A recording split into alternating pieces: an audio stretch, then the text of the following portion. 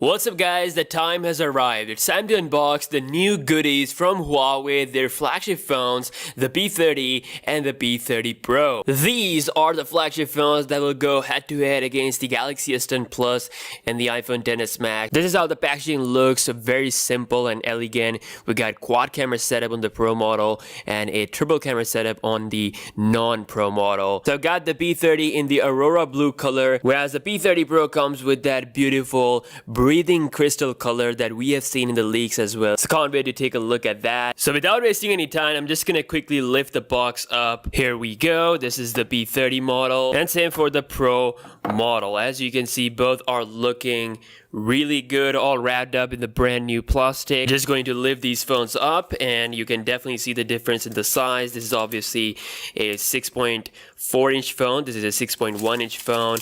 And towards the back, you can see that beautiful breathing crystal color. I mean, look at that. In the light, it has this kind of sunlight effect to it, which I really like. While this one here is in the Aurora blue color. So I'm just gonna place the phones on the side. And let's have a quick look at the accessories. So first up, you get the SIM ejecting tool as well as a silicone case with it. So this is the same with the Pro and non-Pro model. Doesn't matter. Even if you go with the P30 Lite, you'll definitely going to get a silicone case with the phone as well. It has those nice cutout for that 4-camera setup. As you can see with the non-Pro model, you have the cutout for the triple camera setup. And here is everything in the box. The charger on the Pro model is definitely a little bit bigger than the non-Pro model. This is actually a 40-watt charger compared to the 22.5-watt charger on the non-Pro model. So that's a difference there. This one can charge the P30 Pro 70%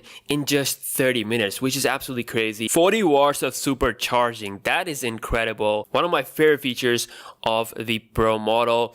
And then of course the normal stuff, the USB Type-C cable, that's the same thing on both phones. And then you also get the Huawei AirPods or Huawei earphones, which are also the same for the non-Pro and the Pro model. Alright, so moving everything on the side, and let's take a look at the beautiful phones we have, the P30 and the P30 Pro. First up, let's remove the plastic. So here we have the Huawei P30 in the Aurora blue color, and gotta say, it looks really nice. Just gonna remove the front sticker as well. And here is the crystal blue color. Wow, look at that. This is obviously, my camera is not doing justice to this color, but you can see the light has this sunlight effect, but without the light bouncing off it, it has this crystal colors, white on top and then a little bit purplish.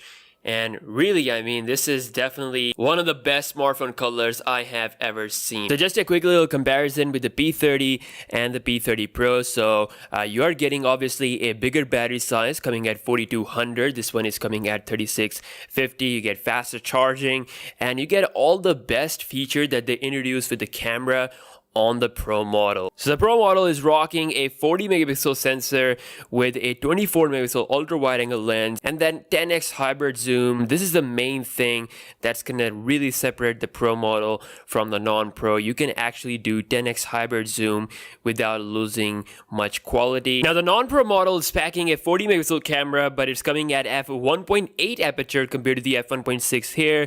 It's got a 20 megapixel ultra wide angle lens.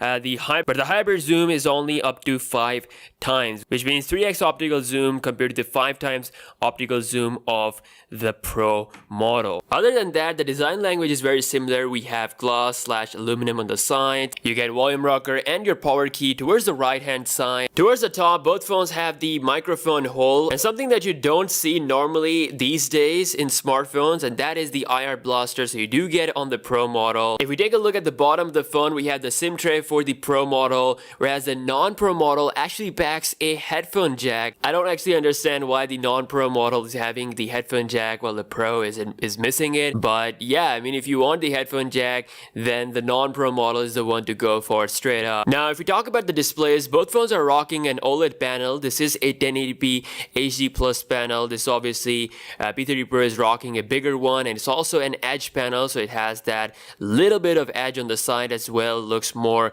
aesthetically pleasing pleasing, whereas this one is just a flat panel and has a slightly thicker bezels, side bezels. But overall, both are rocking the teardrop notch system. It looks really good, much better compared to the last year's model. No chin whatsoever. Both phones are actually rocking the latest Android 9.0 Pie based EMUI 9.1. So Huawei says that it has faster apps opening and it is more optimized. So I'll be testing that out in my speed test video. Now both phones are coming with the in-display fingerprint scanner. That is an optical scanner on both phones. I'm just gonna set up real quick. Alright, so I just enrolled the fingerprint on both phones, so I'm just gonna test out the speed here real quick.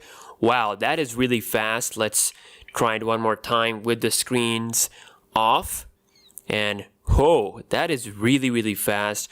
I'm not gonna lie, that actually feels faster than my Galaxy S10 Plus. And again, I will be doing a speed test, and there we'll be checking that out side by side, but it does feel really fast. For an optical scanner, obviously it does have its limitation. If you have water or dust on it, it's not gonna work that properly. The ultrasonic fingerprint scanner can still work, but as far as the speed is concerned, it's really good. Now, speaking of water resistant, the P30 Pro is actually water and dust resistant.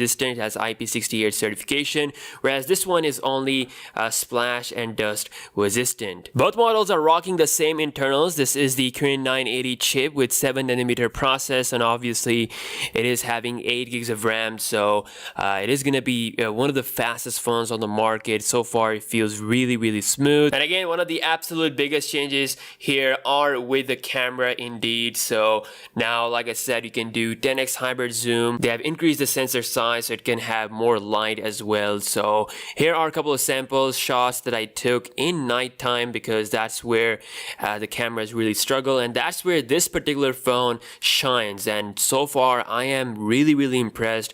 Thanks to its built-in night mode, this thing is doing wonders in the situations where smartphone just fails to perform. So I'm just really happy that Huawei has improved its night mode even further. I also tried zooming in the night time, and so far I'm actually really impressed by the camera. It can shoot 4K 30 FPS videos, but cannot shoot 4K 60 FPS, so that's that. The selfie camera has been improved as well. It's now coming at 32 megapixel resolution, takes some sharp photos, still has a bit of over sharpness, I would say.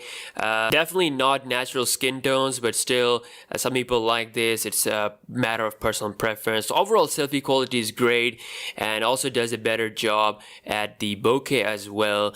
And then something I wanted to see was the night mode working with the selfie camera, so that is still exclusive to the Pixel 3. That's the only phone can do that with the selfie as well. So hopefully we might see in night mode with the selfie camera in the future if Huawei plans out something like that. But overall, these phones are looking incredible. I definitely feel like it's going to be a tough battle with the Galaxy S10 Plus and the iPhone XS Max. I mean, Huawei is doing something incredible. Again, let me know your thoughts in the comment section below. What videos you guys want to see regarding these phones, and I will catch you guys in the next one. Peace out.